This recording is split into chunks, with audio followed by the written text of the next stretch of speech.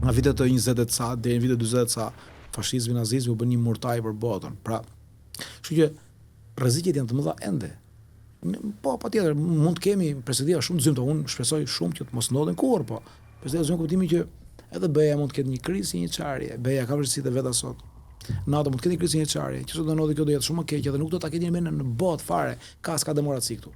Kështu që në këtë kushte i takon elitës politike të shqiptarëve që të mendojnë mirë, gjerë dhe gjatë, që gjërat janë gjitha të rrezikuara. Edhe po edhe Rama mund të rri, pse mund të rri edhe dikush tjetër. Domethënë, kohët nuk janë të mira. Kështu që në këto kohë ka nevojë për përgjegjësi shumë të madhe, shumë të madhe, ama nuk mund të merremi ne na di tani të rriun kryetar, mos rriun kryetar, të rriun komunist, mos rriun komunist. Bëj gjithçka që të komunistër. Blia ne shit te fal gjova, bëj gjova gjithë jetën e vet tu i bër makinacione si të rrimbushtetë. Ose makinacione si të kryetar opozite. Kjo është dëshmi e liderit vogël, e leadershipit mendi shkurtër, mendi vogël që e ka menjen vetëm si të kënaqë egon e vet dhe epshin e vet politik, por thashë herë, deri tani ne kemi qenë mbrojtur nga rrethana gjeopolitike, kemi qenë mbrojtur nga atmosfera në cilën jemi. Pra ne bota ka qenë paqe, Europa ka qenë paqe këto vite, paqe e brishta e paqe. Pas rënies komunizmit, BE-ja ka qenë aty, SBA-ja ka qenë aty dhe çfarë do lloj budalliqi që bënim ne këtu. Tu i vjedhë, tu i tender të bëj rrumuin, ne prapse kishim garantuar sa gjëra bazike. Një lloj paqe, një lloj sigurie, në fakt. Mund mos i kemi, jo domosdoshmërisht. Pra nuk mund të thuhet që i do t'i kemi. Këtë mungesën e gjatë ambasadorit amerikan në Shqipëri u e lidhni pikërisht me këtë që thatë? Shiko, me mos interes. Ka dy faza. Ambasadori amerikan në Shqipëri që nga koha e largimit Yuri Kim para 1-2 vitesh ndoshta nuk ka ardhur për shkak të konfliktit të thellë politik SBA në radhë parë. Pra deri në janar nuk erdhi për shkak të konfliktit të thellë politik SBA. Nuk e di sa thash herë, po në SBA Partia Republikane zhvilloi një luftë shumë të fuqishme ndaj presidentit Biden. Senati amerikan u bllokua dhe nuk kalonte në procedurë miratimi dhjetra kandidatura që u propozuar. Për shkak të agjendës politike ideologjike të presidentit Biden. Ata nuk e pranojnë dot. Atë ishte agjenda e abortit, agjenda e LGBT, se me radhë ata thonin që nuk e lejojmë atë gjë. Është pra çështjet e të drejtës për aborti kishin ata që punonin në Pentagon me radhë. Edhe nuk e lejuan. Bile jo çështjen e ambasadorit shqiptar, po çështjen e dhjetra funksionarë të tjerë, edhe general lart të ushtrisë. Këmbë ushtria amerikane pa drejtues, pa general, ka qenë acting generals, acting commanders. Pra, tani kjo gjë është zgjedhur, pra Senati e ka fuqinë. E ka numrin, e ka presidentin, pra po do e bën që nesër. Por nuk e ka interesin, nuk e ka menin tash këtu. Pra tani në këtë fazë jemi edhe besoj që ne për ikot gjatë jemi pa ambasador. Mund të vazhdoj kështu edhe një vit dy tjerë, nuk është se ka njëri menin të merret me këtë punë. Tash herë, ka një tërheqje të shërbas ato gjëra. Po nuk e kuptoj këtë gjë. Jemi duke fol kot. Për të mbetur te konteksti. Pra ata, më fal, ata që pretendojnë që SBA do hyj do vi do bëj namën e zi, jo, e kanë gabim, nuk do bëj asgjë gjë. Të flasë kështu, në përgjithësi. Tani, për të mbetur te konteksti i zgjedhjeve edhe pak edhe tek i perspektivës po ashtu për të ardhmen, shihni potencial tek të rinjt që ishin jo pak në zgjedhjet e 11 majit, morën një rezultat. Nuk shoh asgjë të jo aq në pritshmëritë e tyre, por nuk shoh në gjë shumë të madhe dhe e keni fjalën për forcat e reja politike. Po. Jo, sepse e para, sistemi jon politik është i mbyllur. Çfarë do thotë i mbyllur? I mbyllur do të thotë që një elit politike e gjatë 30 vjeçare, 30 vjeçare, që ka ndërruar pushtetin herë njëra herë tjetra, ka prodhuar të njëjtën bazë ekonomike dhe të njëjtën bazë mediatike. Pra, bizneset klienteliste, mediat janë të dy partive, ose të kësaj elite, po që njihu këto. Gjithashtu kjo elit kërcënohet nga spaku. Atëherë bëhet dhe më e kalcifikuar. Baza mediatike dhe biznesi klientelist gjithashtu bëhet më i kalcifikuar dhe më solid. Edhe mendësia e njerëzve, edhe ligji elektoral dhe shumë ligje tjera funksionojnë për të mbajtur këmbë këtë elit. Kështu që është shumë e vështirë, ky sistem mbyllur, është shumë e vështirë që ky sistem mbyllur të çahet nga një parti e re.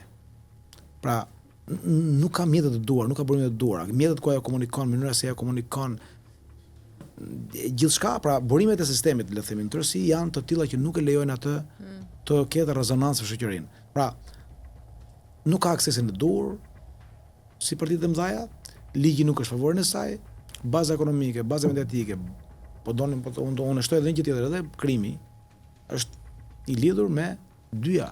Pra, dy partitë kanë të njëjtën bazë krimi, pra kanë të njëjtën bazë ekonomike, Njëjtën bazë mediatike dhe të njëjtën bazë krimi. Po doni kanë dhe të njëjtën gjuhë, po doni kanë dhe të njëjtën sjellje. Kështu në këto kushte është shumë e vështirë. Edhe do ta shohim, kemi për ta parë. Ndonse për shkak të konsumit gigant të dy partive të mëdha, ato prodhuan diçka. Ca shkëndija. Ai do 60.000 vota, 70.000 vota, 50.000 vota, 40.000 vota të llapajt apo të agronshet, janë një shkëndije, por nuk do rriten dot. Nuk besoj që do rriten dot.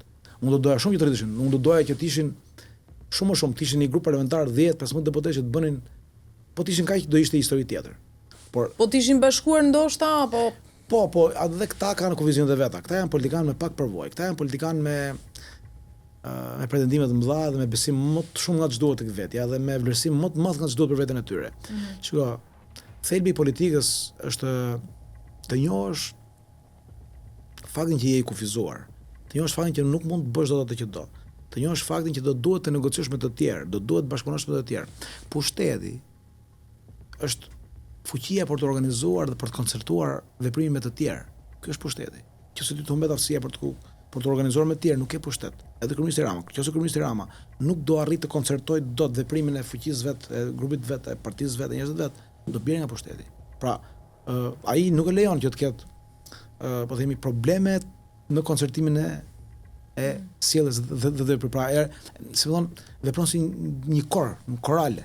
Ky është fuqia, ky është pushteti. Pushteti është të veprosh në mënyrë korale. Këta nuk e bën dot, sepse kanë kufizim.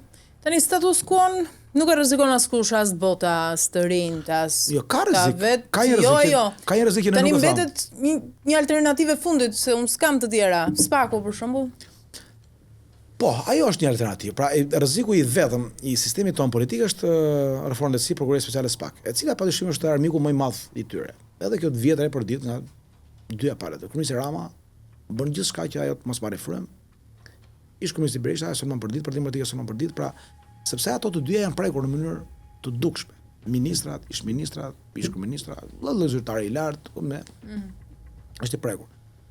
Tani kjo do varet shumë sepse SPAK-u nuk mund të ketë fuqi ta bëjë të gjë pa përkrajën e fortë ndërkombëtare. Deri ka qenë përkraja e madhe amerikane. Për fat i madh. Ka dash zoti që amerikanët nuk janë tërhequr nga SPAK-u. Pati një zbeje në janar shkurt, ose pati një tërheqje të grupit të ekspertëve që mbështetin SPAK-un, ekspertët e Departamentit Amerikan të Drejtësisë, ata u tërhoqën jo sepse ishte një vendim definitiv, por për shkak të rishikimeve të mëdha dhe riformulimeve të mëdha që po bëshin në Departamentin Amerikan të Shtetit, politika dash amerikane. Pasi ato politika u riformuluan dhe riformatuan, u vendos që ato të rikthehen dhe ato janë aty në SPAK. Dhe SPAK-u vazhdon të ketë fuqi mbështetëse të madhe nga amerikanët. Nëse do vazhdojë kështu, edhe nëse do vazhdojë një përkrahje shumë e madhe edhe nga europianët, SPAK-u mbetet rreziku më i madh i dy partive të mëdha në Shqipëri. Pra, ai SPAK-u mund ta ndryshojë situatën. Pse mund ta ndryshojë? Sepse mund të godas qendra të mëdha pushteti të këtyre dy partive që koncertojnë veprimin e tyre kundër SPAK-ut, që kanë bashkë njëjtën bazë ekonomike, njëjtën bazë biznesi, njëjtën bazë edhe të krimit, atëherë që si çfonton këto, sigurisht që sistemi do jetë më i hapur. Po u hap sistemi, do kemi histori tjetër. Edhe elektorale edhe politike. Kjo është, pra, e vetmja gjë që shkakton shqetësim dhe ankth politikës së lartë shqiptare, asaj që ka 30 vite që dominon vendin, është vetëm SPAK-u. Tani, këto kohë kanë kaluar për gjykim dy dosje nga ana e SPAK-ut për në gjykatën e posaçme të njohura që kanë të pandehur tashmë të akuzuar dy liderë të opozitës, Sali Berisha e Ilir Meta, secili me hesape personale. Ke pritshmëri, si ke pritshmërit për gjykimin e tyre? Pritshmërit janë të tilla që gjyqi do zgjaten, do bëhen tërkuz, Shqipëria ende nuk e ka prodhu do të atë lloj drejtësie që tjetë e shpejt, e saktë, me i proces rregull ligjor dhe drejt ligjor që publiku të jetë i bindur dhe i palet mos e çelin gojën për vendimin e gjykatave, në kuptimin që të dihet botërisht që këto janë vendime të sakta. Jo duke qenë kështu, ato do sulmohen, do të rigjen zvarr.